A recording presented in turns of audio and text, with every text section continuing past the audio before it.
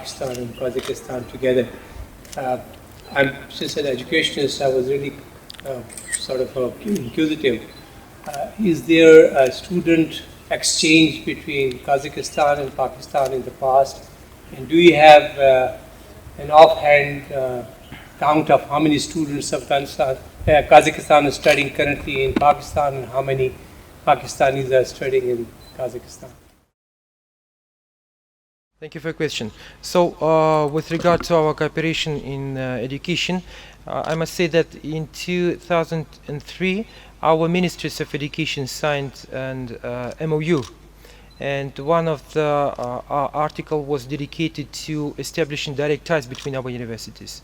So far, we have exchange of students, but in my opinion, it's not enough. We should develop and we should boost ties between our young generations. And about the figures today, I'm not sure. The thing is that now we see that demand is growing, and more young people are willing to go to Kazakhstan and to study at our universities. But you know, today maybe it's about around 1,000, something like that. But I'm pretty sure that within even this year, the number of students will be growing. And my idea was to establish kind of, you know, association of alumni, and to have to develop on systematic approach, and to help those young people who are, you know, going to Kazakhstan to study at our universities, to support them. And we should develop cooperation not only between our universities, but also, I believe, between our youth organizations. It would be also, you know, in terms of developing cooperation between our generations, young generations, I believe it would be also very useful. And I'm currently heading the Defense and Strategic Studies Department at the university. As you yourself have mentioned, vitality of having the educational experiences with Kazakhstan. My area is, I'm very happy to know that you have came to Karakoram University and signed the MOU in the technology field.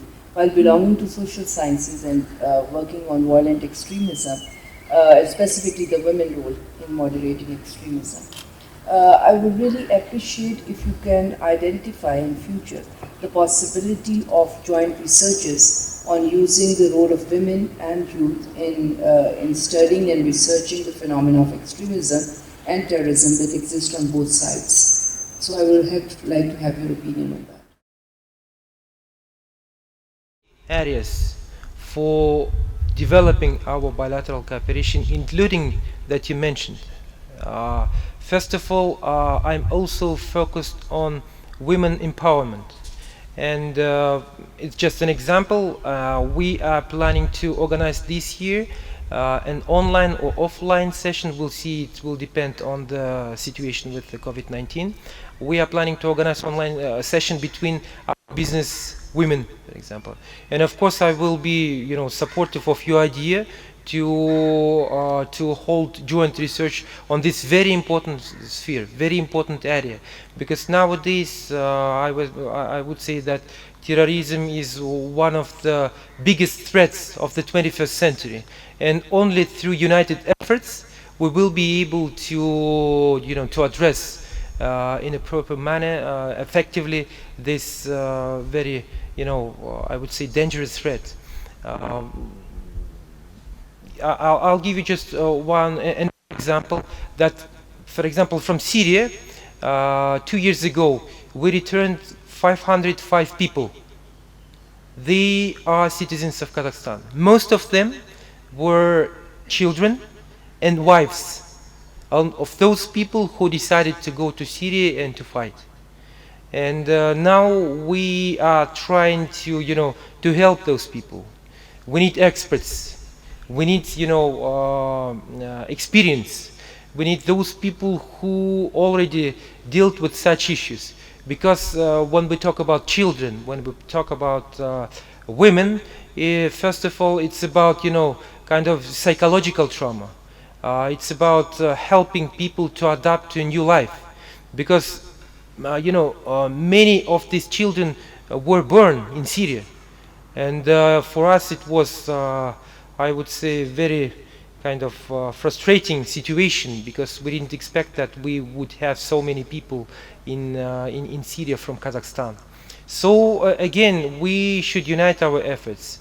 Moreover, we are planning to sign an agreement between our governments to fight terrorism, organized crime, drug trafficking, so on and so forth. So I believe that in this term, in this context, cooperation between our experts communities again can contribute to a better understanding of these threats and to a better understanding of what measures, what tools, what mechanisms could be implemented in terms of, you know, to eliminate these problems that we face today in our societies. You highlighted the many areas of cooperation, but there is a challenge to the all prospects. The Central Asian and Middle East have many socio-political similarities, particularly the natural resources. The natural resources landed Middle East in the great power politics. Arab Spring toppled the whole regime and the regime has adjusted now. Whereas Central Asia seems another host of great power politics. We have seen uprisings in Kyrgyzstan, Ukraine, and Georgia. Now it is in the Kazakhstan. We have also seen a blackout in Kazakhstan, Kyrgyzstan, and even Uzbekistan. Is it a start of Central Asian Spring? If yes, what would be the policy option for the countries of the region? So when it comes to our Central Asian region, I must say that we have different levels of economic development and political reforms. If you allow me, I would prefer to talk about what happened in Kazakhstan. So in Kazakhstan, as you all might know, very tragic events took place in the first days of January, and I must say that everything started from peaceful protests that took place in the western part of my country. So, and then some, I would say, forces, external and internal forces, tried to use the situation and to destabilize Kazakhstan, to destroy the constitutional order, and finally it was an attempt of coup d'etat. So the main reason, I must say that when everything started with peaceful protests, right? What was the main reason for these protests? The main reason was, as our president last time he addressed the parliament of Kazakhstan on January 11th, and in a very open and frank manner, he raised all these concerns and he discussed all these issues that were, you know, raised by those people who took part in this protest. So the main issue, the main reason that was behind these protests was social unfair. People were not happy with the socio-economic policy of Kazakhstan. When we see that Kazakhstan is one of the most developed countries in Central Asia, it is true. Kazakhstan is the biggest economy in Central Asia. It is also true, and one of the most developed, so on and so forth. All these things are true. But at the same time, just like any other country in the world, we are not perfect. And unfortunately, our government didn't pay enough attention to developing socio-economic policy, to meeting demands of our ordinary people. And it was prerequisite, precondition to what we saw at the beginning of January. So now, what our president says, he says that the main issue that our government, our leadership need to address today is to decrease the gap between rich and poor. The thing is that nowadays our rich people becoming richer and our poor people becoming poor. This is the main problem. Social unfair. This is the main issue that we should be focused on.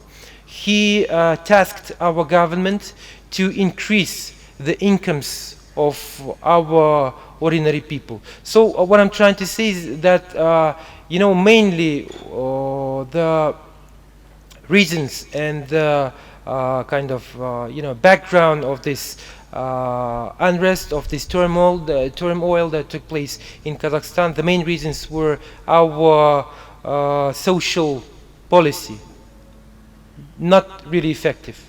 So when we talk about these tragic events that took place in Kazakhstan, the main basis was our internal issues, not external. Some people say that external forces were trying to use this situation. It is true. It is true. But at the same time, they tried to use weak sides of the policy of our government. And we should first of all criticize not someone for the problems that we have in our country, but first of all ourselves. It was our government who allowed to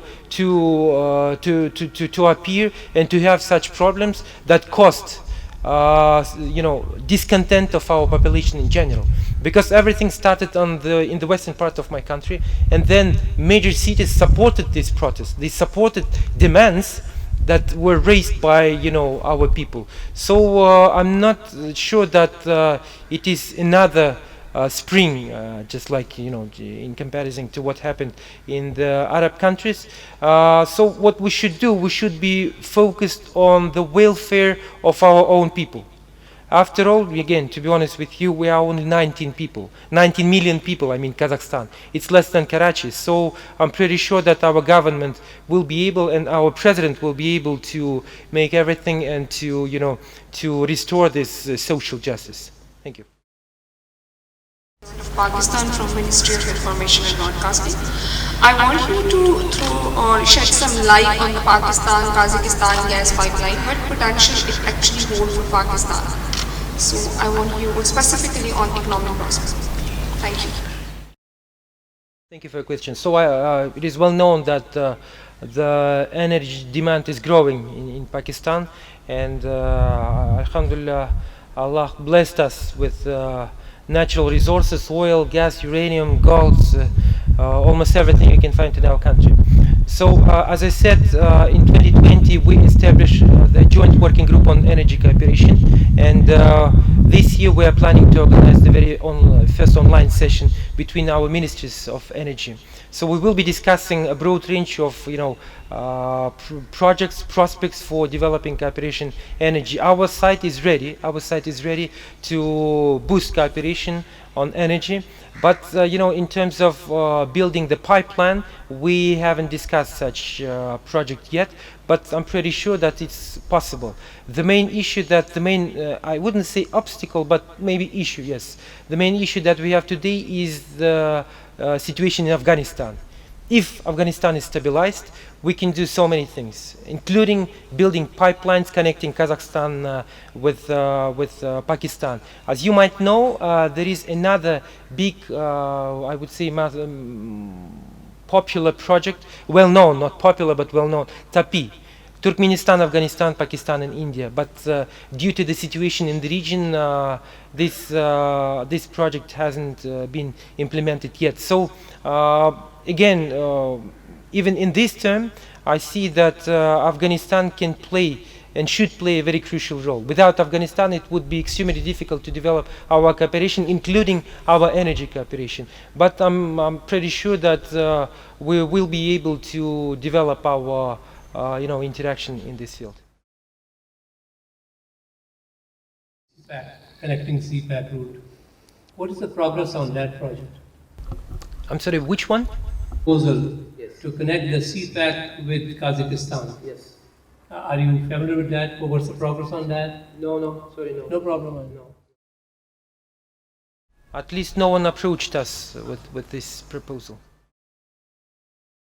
Of the education system in your country, and are there women institutions like exclusively for women, like me, I belong to Women University, and the possibility that may exist for student and faculty exchange between women institutions or universities in our countries? Thank you. Thank you for your question. Being a part of the Soviet Union for almost 70 years, it has a kind of impact including on our educational system. But nowadays our government is taking measures in terms of bringing our educational system to international standards. Back in 90s, our president launched an educational scholarship program called Bolashak, it means future. And thanks to this program, our young generation had this chance to go and to study at the best universities in the world. Nowadays, thousands of young people can go to, can go abroad and to study at, American, European, Asian best universities that we have in the world today. And the main idea was to send these people. The government is covering all the expenses with regard to their studies abroad, and then to bring this knowledge, to bring this information that they learned abroad, to invite them to go to our government and to develop, to improve our educational system. Nowadays, when it comes to our universities, we have in Kazakhstan so far about 77 universities, if I'm correct. We have women universities as well, and moreover, again, I'm in favor of developing cooperation between our universities, including women universities. So I believe, again, it will be useful in terms of, exchange experience, understanding of what can be improved in our case, because I know that your educational system is very, have a very good quality. So we should develop this area of cooperation between our universities as well. Okay, thank you. You can have last two questions. Medium of instruction. Sorry. Medium of instruction in your universities is English or? We have both systems. We have both systems. I believe 10 years ago, our government decided to implement so-called trilingual policy program. So nowadays, our young people study Kazakh, Russian, and English at the same time. And more and more universities, they have English educational program as well. First of all, how do you see the recent situation of Afghanistan and its regional impacts, especially Pakistan-Kazakhstan bilateral relations? And my second question is related to the economic situation in Kazakhstan. That how do you see the economic crisis and economic challenges of Kazakhstan as the result of debacle of communist system of Russia, being the colony of Russia, or is there any sort of issue which you see in that economic system? And now after the change of different dignitaries of your government, how do you see the economic reforms of your country? What would be the direction in future? So with regard to the situation in Afghanistan, again, Kazakhstan was from the very beginning in favor of non-military solution. We understood very clearly that using only force, only military, will never ever help to stabilize situation in Afghanistan or to convince the Afghan people to to reconsider their approach and their way of thinking, I must say. So with regard to this current situation with the Taliban in the government, our country is focused on restoring bilateral trade between Afghanistan and Kazakhstan and on providing humanitarian assistance. We've been doing this on regular basis. Moreover, about 10 years ago, it was in 2009, I believe, when our government adopted another educational program dedicated to the Afghan youth. We invited about 1,000 Afghan young people to study at our university. So if we want to change their mindset, we should be focused not on military solution, but first of all and foremost on education. We should invest in developing human capital. Only this way we will be able to help Afghanistan to change current situation, to overcome the severe crisis that they face today. So what our government says is that we should have a dialogue with Taliban. Without a dialogue, it will be impossible to convince in any way these people to reconsider their approaches that they have, that they implement. So we are in favor of a dialogue. We are in favor of developing cooperation with Afghanistan, because we understand without bilateral trade, we see how many problems they have and they face today, and without bilateral trade, this economic situation, severe situation, will be only worsening, and no one is interested in another I would say stage of destabilization in Afghanistan. Again, even if we want to develop cooperation between Kazakhstan and Pakistan, it would be extremely difficult to implement, to accomplish this task without Afghanistan. Of course, we have different options. Karakoram Highway, for example. Karakoram Highway, it connects 4 countries: Kazakhstan, Kyrgyzstan, China, and Pakistan. We have one more option through the Iranian Sea, Pakistan, Iran, and through the Caspian Sea to Kazakhstan and Turkmenistan as well. But with Afghanistan, we believe that it would be much easier and better the most, I would say, effective way to develop our, including trade, to develop our routes that would connect our countries. But at the same time, I meet on regular basis with logistics companies who are delivering goods, from Kazakhstan to Pakistan and vice versa. And they say that nowadays, for example, it's even easier to deliver goods, because you have to pay only 50,000 rupees when you cross the border. That's it. So the Taliban, they took everything under their own control, and nowadays it's easier to cross the Afghan soil. So with regard to the Afghanistan, I believe that it's a kind of collective responsibility of the countries of our region. We should work together, we should coordinate our measures, and finally we should convince our Afghan brothers, and we should help our Afghan brothers. We should, at least convince them that we're not trying to force them to do anything. The only thing that we want to do is to make our region prosperous, and in this term, of course, without Afghanistan it will be impossible. With regard to your second question, you mentioned, sorry, about the current situation. Yes, right, about this current economic situation. I must state that the level of our economic development is not bad. Let me give you just one figure. Within the last 3 decades, our country has been able to attract as foreign direct investments about 180 billion US dollars. It's more than 70% of all direct investments attracted by the Central Asian region. Our economy is half of the whole Central Asian economy. I mean that we have very good, I would say, performance in terms of developing our economy. The missing, I would say, piece in this policy is our social policy. We didn't pay, as I said, we didn't pay enough attention to our people's needs, to our people's demands. So what we should do is to improve dialogue between the civil society and the government. This is one of the top priorities of our president. As he said, without good communications between the civil society of Kazakhstan and the government, it will be impossible to improve the situation on the ground.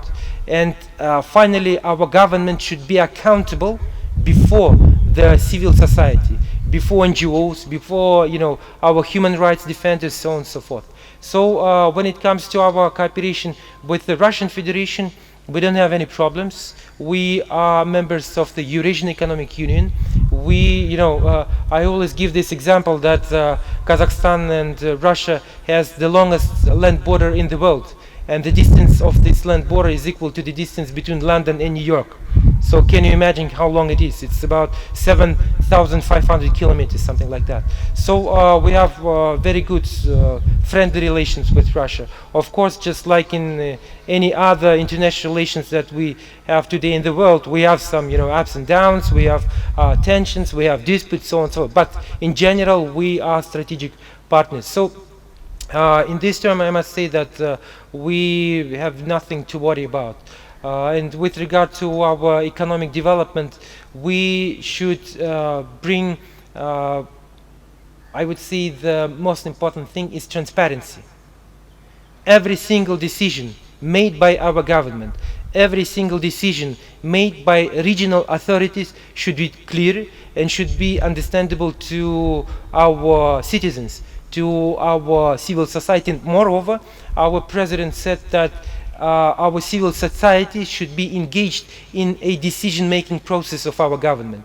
We should increase this interaction between civil society and our government in general. I mean regional authorities, ministers, so on and so forth. So this is the best way to improve our policy and to improve the situation in Kazakhstan. Professor Dr. Yerzhan, I was the Vice Chancellor of our University. Your Excellency has been talking about dialogue, the need to negotiate, and inter-regional connectivity, and the need to, improve the information gap, communication, and how civil society that should be taken in confidence. So what I want to know is what is the policy in the educational institution, in the education department in Kazakhstan? Where do they put the focus? On social sciences or natural sciences? Is it a lopsided relationship, or do they complement each other in Kazakhstan? Thank you. Educational institution in the education department in Kazakhstan. Where do they put the focus? On social sciences or natural sciences? Is it a lopsided relationship, or do they complement each other in Kazakhstan? Thank you for your question. So, on January 18th, our president met with leading business people and business companies, private companies of Kazakhstan. And he said, when he talked about our educational system, he said that now it's time to move our educational system and to make it more focused on technical specialties. So he believes that future is in developing technical universities. It doesn't mean that we will not be developing socially oriented universities or faculties as well, but the main focus and the main priority would be on technical universities and technical studies. And he instructed our Minister of Education to invite the best universities of the world to establish branches in our country and to reconsider the current approach that we have in our international scholarship, redirecting all these efforts and our young people to go to study at the technical universities, for example, in the United States, in Russia, or in the European Union. His Excellency, your lecture was very excellent and remarkable. I have a question. Do you think that CARS, Central Asian Republics, and South Asian states can close on the platform of SCO, as China is eager to take membership in SCO? So we can connect the CARS, Central Asian Republics, and South Asian states. I'm sorry, you mean connectivity between Central Asian states and South Asian states? In Southern on the platform of using the platform of SCO, Shanghai. Sure, we can do it, of course, but I mean, it's not necessary to develop our cooperation only within Shanghai Cooperation Organization. We can do it, apart from this structure. Of course, Shanghai Cooperation Organization is a very important platform for developing our our regional cooperation in different spheres. But at the same time, we can develop our cooperation, between Central Asian states. We have a number of platforms dedicated to developing a regional approach, so-called C5. I used to work in Washington, D.C. So, for example, we have C5+1. It means that from one side we have 5 Central Asian states, and from another side we have the United States. And we have C5 plus Russia, C5 plus China, C5 plus Southern Korea. So, I mean that we can develop this cooperation using different platforms.